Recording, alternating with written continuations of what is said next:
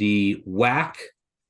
This is also in Nevada. This will be in Paradise at Orleans Arena. Starts on Tuesday, ends on Saturday. Top 4 seeds get a bye.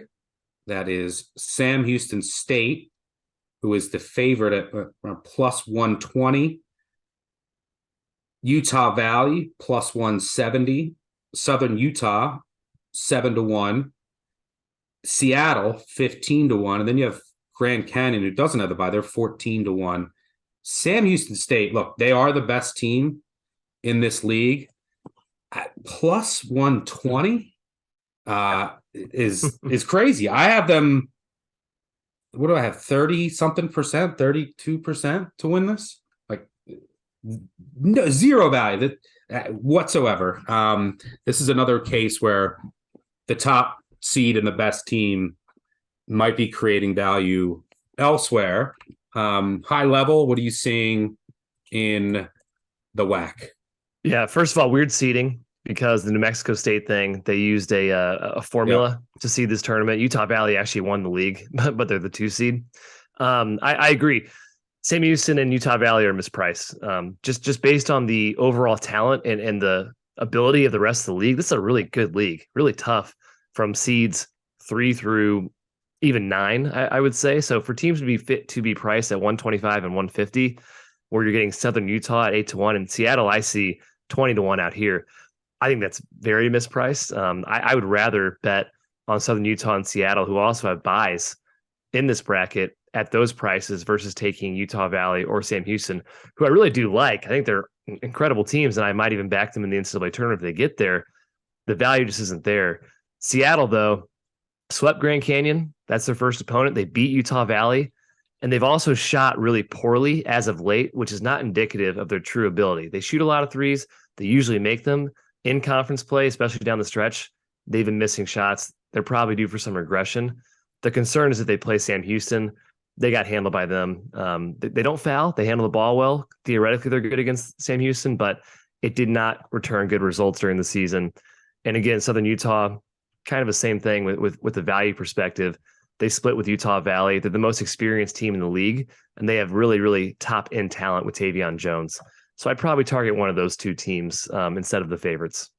The interesting thing about this conference specifically is now Sam Houston State, they want to, and they can pressure you into turnovers for days. Now, they can cough it up themselves, but this conference is very matchup dependent, and then certain teams play very different styles. You know, you have some teams that play extremely fast. Utah Valley, Southern Utah, Rio Grande is they sprint. Yeah, they want to play as fast as possible. And then you have some snails, Cal Baptist, Grand Canyon. Sam Houston wants to grind the game down to a halt as well. If you're looking at potential long shots, maybe just if someone wants to hedge, could a team like, let's start in the medium. Cal Baptist, Taron Armstrong's a really good player. If you haven't seen him play, I think they're dealing with some injuries now. They've also not fared well against these teams that can pressure them and kind of get up into their face, and they struggle with the physicality, which makes really Abilene a really tough first round matchup too. Yeah. So any of the teams that are, kind of Cal Baptist on down worth a flyer. I mean, Abilene Christian, I can never figure out. There's a team that, if I had to say who cost me the most money over the past 2 years, it's Abilene Christian. They got hot right around this time last year. And it's a team with a deep bench. They're experienced. Now, on paper, they force a ton of turnovers with the way that their defense is schemed, and they don't turn it over a lot. But their defense, they just give up so many every time I watch them, they give so many wide open threes, and teams are shooting 37 point. In league play, teams are shooting 42% from 3, 55.5% from 2. Yeah. I mean, it's ridiculous. So their defense is just, but they don't cause a turnover. You're getting a wide open shot. Um, so any of the long shots even worth exploring, or is it just let's look in that medium range where they kind of one step below the top teams? Yeah, Abilene's tough because they're one of the smallest teams in the country. So they gamble and they overplay. And if you get past that, you're scoring. There's no resistance at the rim. The team I'm keeping an eye on, which I see 80-1 out here, is Tarleton State. Because of their chaotic style, I think they could make a run, kind of like Abilene, but to a different degree this season. If a team is even slightly shaky handling the ball and or fouls a lot, there is a path for Tarleton to simply outwork them. They already beat Utah Valley once already this season. They forced 19 turnovers in that game. They shot 38 free throws. That's just what they do. So if a ref is feeling generous in terms of the whistle, if he has a tight whistle that night, Tarleton is a really good shot at knocking off a big name opponent. Yeah, it's a very interesting team because their games are going to have a shit ton of free throws. Don't watch them. Don't watch the game. They also can't. They only can score from 2 or the line. They never shoot threes. So it's like, if you look at their analytical profile, they're number 1 in the nation in free throw attempt rate. On defense, they're number 362. And so they're going to get to the line a ton. Their opponent's going to get the line to the ton. They force a lot of turnovers. They never shoot threes. And when they shoot twos, they're not very good at it. But if they're getting to the line and forcing turnovers, Billy Gillespie's squad has some juice. Yeah, they're an interesting team. Their path would be Rio Grande, which had 72 free throws last game between the two when they met swept. They got swept by Rio Grande. They're tough because Rio Grande fouls like nobody's business and can't handle the ball. It's like a perfect Tarleton matchup. Rio Grande is second in the nation in free throw attempt rate. So that's the first round matchup. You have Tarleton's number 1 in the country and Rio Grande's number 2. And then Rio Grande's number 330, I think, in defensive. Yeah, there's going to be a trillion free throws in that game. But Tarleton got swept by Rio Grande. Both were really, really close. And then they'd have to play Utah Valley. Yeah, I guess they could be an intriguing long shot, but it's hard to see them with the way that they play winning. I mean, Rio Grande, I don't know. How did Rio Grande sweep them?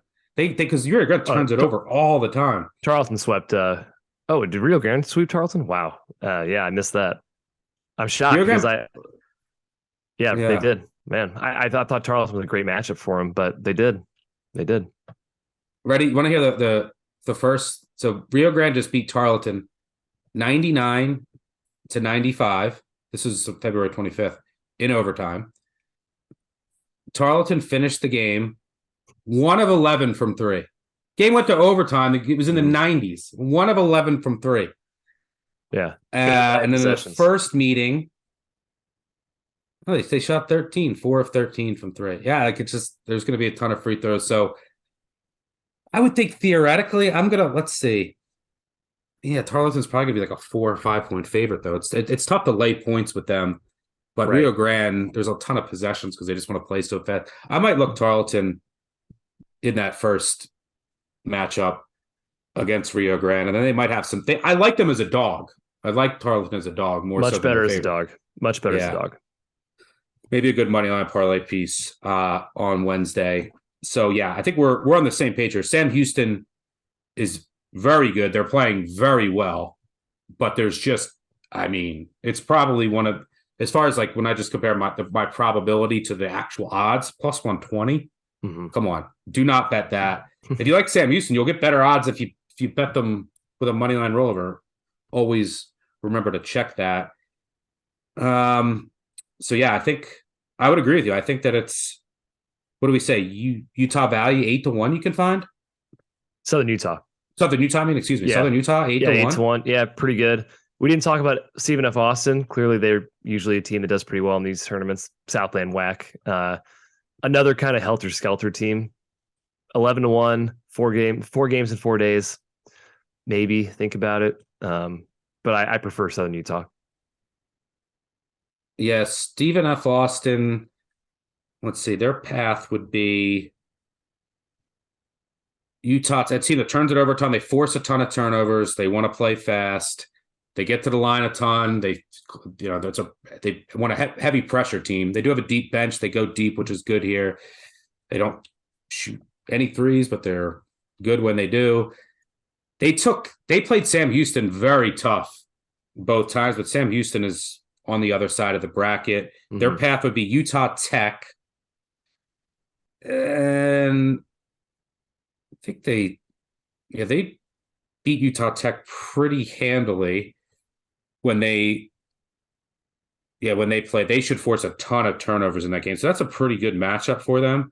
Then they would play Southern Utah. Let's see, they lost by 9, and I think that was their only meeting. Southern Utah, I don't hate Stephen F. Austin as a long shot. Something just seems off with them to me. This is a really tough conference to crack, but the one seed I just don't think has any value. So if you want to take a shot, you mentioned Seattle. I think Southern Utah probably has the most value given their talent level. Mm-hmm. How about Grant? Any thoughts on Grand Canyon? I don't love him just because of the Blackshear injury. They've played okay without him, but in a tournament setting, same odds as Seattle, and they're going to get past their first round opponent. I think UT Arlington, not too scared of them, but I think Seattle is just as good, and they had to play one less game, so prefer the Redhawks. Yeah, Grand Canyon would have been a super interesting team had Blackshear not gotten hurt. They pretty much need like Ray Harrison to go hero ball now. Right. And that's going to be a tough ask for 4 games in 5? I think this is 4 games in 5 days. So yeah, I agree with you. That pretty much put their season to bed.